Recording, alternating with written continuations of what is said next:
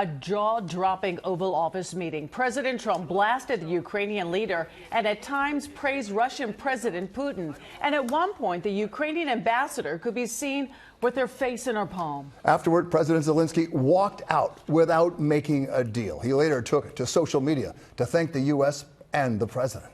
And there is a lot to unpack here. Eyewitness News reporter Sandra Bookman is in the newsroom with more. Historic moment, Sandra.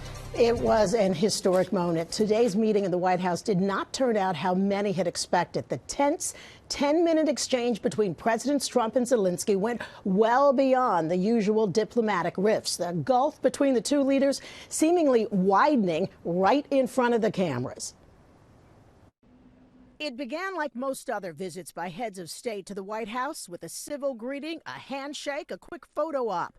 But it wasn't long before the meeting between President Donald Trump and President Volodymyr Zelenskyy devolved into a shouting match in the Oval Office. Don't tell us what we're going to feel. I'm not telling you. Because you're in no position to dictate that. Remember this. You're in no position to dictate what we're going to feel. President Trump berating Ukraine's leader, and Vice President J.D. Vance questioning whether Zelenskyy had demonstrated enough gratitude for U.S. support. You're gambling with World War III. You're gambling with World War III. And what you're doing is very disrespectful to the country, this country. That's back to you. Far more than a lot of people said they should have. Have you said thank you once? This entire meeting?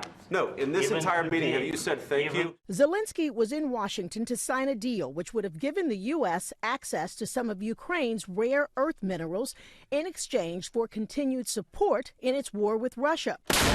The Ukrainian president has made it clear a larger peace deal would need to include security guarantees to prevent future Russian invasions. But the meeting showcased an almost real-time breakdown in relations between Washington and Kyiv. This photo of the Ukrainian ambassador head in hands, a sign of just how contentious things got.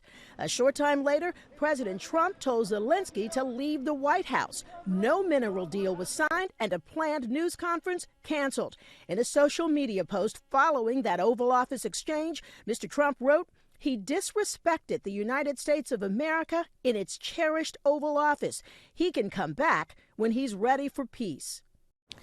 Now, Zelenskyy also took to social media but did not reference that heated exchange. Instead, he thanked America and Americans for their support and reiterated his desire for a just and lasting peace.